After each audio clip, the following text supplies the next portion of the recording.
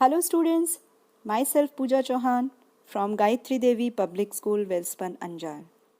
Today I am going to start chapter 15, Probability of class 10. So let's start with some basic concepts of probability.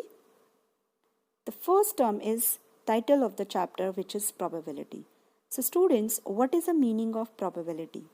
Probability is a branch of mathematics that measure the uncertainty of occurrence of an event using numbers. So students, what is the meaning of probability? Probability means uncertainty of occurrence, means किसी भी एक घटना के होने के chances.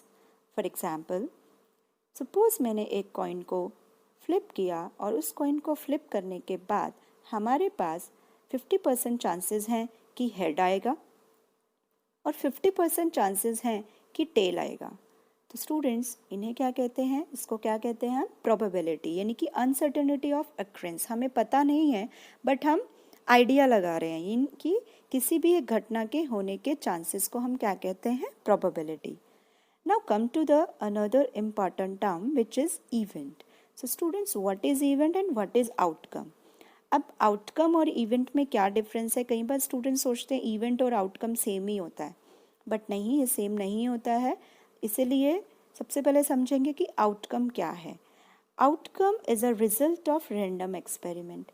And what is the meaning of random experiment? Random experiments जैसे suppose मैंने एक डाइस को रोल किया और रोल करने के बाद हमें नहीं पता है कि क्या रिजल्ट आएगा, means the result is not fix, that is called the random experiment. अब रैंडम एक्सपेरिमेंट के जितने भी रिजल्ट आते हैं उन्हें कहते हैं आउटकम। सपोज मैंने बोला कि एक डाई को हम रोल कर रहे हैं, तो आउटकम कितने आएंगे? डाइज में कितने नंबर होते हैं? 6 नंबर होते हैं, 1 2 3 4 5 6। तो आउटकम भी कितने होंगे? 6 होंगे, राइट। अब इवेंट क्या है? आउटकम तो हमने समझ लिया कि रिजल्ट होता है ये रैंडम एक्सपेरिमेंट्स का। और अब इवेंट क्या होता है? इवेंट होता है सेट ऑफ आउटकम्स, यानी कि क्या आउटकम आया है उसका सेट, उसको कंबाइन कर दो। For example, when we roll dice the probability of getting a number less than 5। मान लो हम एक रोल कर रहे हैं डाई को और हमें प्रोबेबिलिटी जो है वो क्या है हमें of getting a number less than 5। बताइए कि 5 से छोटे नंबर्स, 5 से छोटे कौन होंगे डाइज में? 1 2 3 एंड 4। इन नंबर्स की बोल रहा है कि when we roll the dice probability of getting a number less than 5 is an event, यानी कि वो नंबर लाने की प्रोबेबिलिटी जो 5 से छोटे हैं उनको क्या कहते हैं? हम इवेंट कहते हैं। यानी कि हमें बता दिया है कि भाई आपके डाइज में हमें पता 6 नंबर है, बट आपको इवेंट दे दिए हैं कि 5 से छोटे नंबर की प्रोबेबिलिटी निकालनी है। Is that clear? And students, एक चीज़ ध्यान रखना, इवेंट ज़रूरी नहीं है ग्रुप में ही देंगे, सिंगल इवेंट भी हो सकती है, ये मीन सिंगल आउटकम भी हो सकता है इवेंट के अंदर, right. Now come to the experimental probability and theoretical probability. अब एक्सपेरिमेंटल प्रोबेबिलिटी क्या होता है? एक्सपेरिमेंटल प्रोबेबिलिटी वो प्रोबेबिलिटी होती है जिसमें हमें पहले से रिपीटेड डाटा, मतलब पहले से हमें डाटा दे दिया जाता है।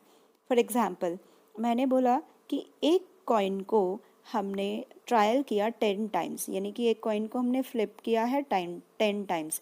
तो जो नंबर ऑफ ट्रायल्स हैं हमारे कितने हैं? नंबर ऑफ ट्रायल्स हैं हमारे 10, राइट। अब मैं बोलती हूँ कि 7 टाइम हमारे पास आ गया है हेड और 3 टाइम हमारे पास आ गया है टेल। अब मैंने आपको ये डाटा दे दिया है, तो आप क्या कहोगे? किस तरह की प्रोबेबिलिटी होगी? एक्सपेरिमेंटल, जिसमें पहले से डाटा दे दिया जाएगा। अब आपको प्रोबेबिलिटी निकालनी है सपोज हेड आने की, तो आप इजीली प्रोबेबिलिटी निकालोगे। हेड आने की प्रोबेबिलिटी क्या हो जाएगी? कितनी बार हेड आया है? 7 टाइम्स। कितनी बार ट्रायल किया था? 10 टाइम्स, राइट। तो ये है हमारा एक्सपेरिमेंटल प्रोबेबिलिटी के अंदर। इसका फॉर्मूला क्या होता है एक्सपेरिमेंटल प्रोबेबिलिटी का? Number of trials when the event occur, जैसे 7 आया था, divided by total number of trials. तो यहाँ पे टोटल नंबर ऑफ ट्रायल कितनी बार किया था? 10 टाइम्स। तो ये था हमारा एक्सपेरिमेंटल प्रोबेबिलिटी। अब है थ्योरेटिकल। अब थ्योरेटिकल प्रोबेबिलिटी क्या होता है? थ्योरेटिकल प्रोबेबिलिटी वो होता है जिस प्रोबेबिलिटी के अंदर जो डेटा पहले से नहीं दिया होता है। हम ऐसा बोलते हैं, सपोज कोई भी एक इक्वली लाइकली टर्म्स ले लो, एक्सपेरिमेंट ले लो, जैसे हमने बोला एक कॉइन को मैंने टॉस किया, उस पर हेड भी आ सकता है, उस पर टेल भी आ सकता है, यानी कि 50-50% चांसेस है, तो मैंने ऐसा कह दिया है। तो ऐसी प्रोबेबिलिटी को क्या कहते हैं? Theoretical probability. अब इसका फॉर्मूला क्या होता है? Number of outcomes favourable to E and number of all possible outcomes, यानी कि सारे पॉसिबल आउटकम्स कितने हैं, जैसे हेड और टेल है, जैसे 2 हो गए। तो इस तरह की प्रोबेबिलिटी को थ्योरेटिकल, यानी कि डाटा पहले से नहीं दिया है हमें, और एक्सपेरिमेंटल में पहले से ही हमें डाटा दे दिया भी, हाँ हेड इतनी बार आएगा, बट इसमें तो हमें दिया ही नहीं है हेड कितनी बार आएगा। तो हमने कि पॉसिबल, जैसे सपोज कॉइन को हम टॉस करते हैं, total number of possible outcomes तो 2 आ सकते हैं, या हेड और टेल, और हेड कितनी बार आ सकता है? 1 टाइम। टेल कितनी बार आ सकता है? 1 टाइम। तो इस तरह की प्रोबेबिलिटी को कहते हैं थ्योरेटिकल प्रोबेबिलिटी। अब एलिमेंट्री इवेंट क्या होता है? एलिमेंट्री इवेंट जैसे हमने पहले देखा था कि जहाँ पर 1 आउटकम आएगा, ऐसी इवेंट को कहते हैं एलिमेंट्री इवेंट। अब sum of probability is very important, कि हमें हमेशा ध्यान रखना है कि जितने भी हम प्रोबेबिलिटीज़ निकालेंगे किसी एक एक्सपेरिमेंट में, सभी प्रोबेबिलिटीज़ का सम इक्वल होना चाहिए 1 के। सपोज कॉइन को टॉस किया हमने, कोई भी एक एलिमेंट्री इवेंट ले लिया, और इन दोनों को, जैसे प्रोबेबिलिटी ऑफ हेड कितनी बार आ सकता है? 1/2। प्रोबेबिलिटी ऑफ टेल कितनी बार आ सकता है? 1/2। दोनों का सम 1 के इक्वल ही आना चाहिए। अगर 1 के इक्वल नहीं आया, इसका मतलब कि हमारी प्रोबेबिलिटी गलत है। Now come to the impossible event. नाम से पता चल रहा है इम्पॉसिबल, जो हो ही नहीं सकता। एक डाइस के अंदर अगर मैं कहूँ 7 नंबर लाने की प्रोबेबिलिटी निकालो, क्या 7 नंबर डाइस में होता है? नहीं होता है। एक डाइस के अंदर 7 नंबर होता ही नहीं है, क्योंकि इसमें क्या होता है? 1 2 3 4 5 एंड 6। तो 6 तक नंबर होते हैं, 7 नहीं होता है, यानी कि इम्पॉसिबल इवेंट है। वहाँ पर हम कहेंगे जो प्रोबेबिलिटी है वो क्या है? 0। स्टूडेंट्स, ये हमारे पास बोर्ड एग्जामिनेशन में क्वेश्चन आ जाते हैं कि बताइए इम्पॉसिबल इवेंट की प्रोबेबिलिटी क्या होती है, श्योर इवेंट की प्रोबेबिलिटी। इम्पॉसिबल की होती है 0, श्योर इवेंट की होती है 1। तो ये हमेशा ध्यान रखेंगे क्वेश्चन 1 मार्क्स के लिए। अब श्योर इवेंट क्या होता है? जहाँ पे 100% हम श्योर होते हैं। जैसे मैंने कहा कि 100% श्योर में इसने बोल दिया कि what is the probability that number obtained after throwing a die less than 7। अब लेस देन 7 तो ऑब्वियसली डाइस के अंदर 6 होते हैं टोटल नंबर, तो लेस देन 7 भी तो 6 ही आएंगे ना, तो 6/6 क्या हो जाएगा? 1। तो ऐसी प्रोबेबिलिटी को क्या कहते हैं? श्योर इवेंट, जहाँ पे 100% प्रोबेबिलिटी ऑफ अक्रेंस होता है, राइट। अब range, this is also very important for 1 marks, the range of probability of event. अब रेंज स्टूडेंट्स क्या होता है? मैंने बोला था सम होता है 1, कंफ्यूज नहीं होंगे। सम ऑफ प्रोबेबिलिटीज होता है 1 एंड रेंज ऑफ प्रोबेबिलिटीज होता है 0 to 1, यानी कि हमेशा प्रोबेबिलिटी लाई करती है 0 और 1 के बीच में, और 0 और 1 के बराबर भी। जैसे जो प्रोबेबिलिटी ऑफ ई हमेशा होती है greater than equal to 0, less than equal to 1। ये क्वेश्चन भी हमें 1 मार्क्स में आ जाता है कि बताइए प्रोबेबिलिटी की रेंज क्या होती है? तो 0 और 1 के बीच में रेंज होती है, इक्वल टू भी 1 हो सकता है और इक्वल टू 0 भी हो सकता है, राइट। 0 होगा तो कौन सी इवेंट हो गई थी? अभी हमने बताया था इम्पॉसिबल। और 1 आ गया तो कौन सी इवेंट थी हमारी? Sure, right.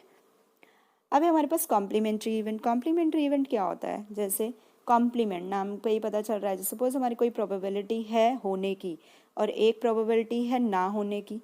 मैंने कहा कि कॉइन को मैंने टॉस किया, उस पर हेड आने की प्रोबेबिलिटी हो गई है ये सपोज मैंने ऐसे लिख दिया इसको ई, और टेल आने, सॉरी हेड ना आने की मीन्स जो टेल आए हैं वो क्या लिख दिया? ई के ऊपर बार, यानी कि नॉट ई। इसको हम पढ़ते हैं नॉट ई या फिर कॉम्प्लीमेंट ऑफ ई।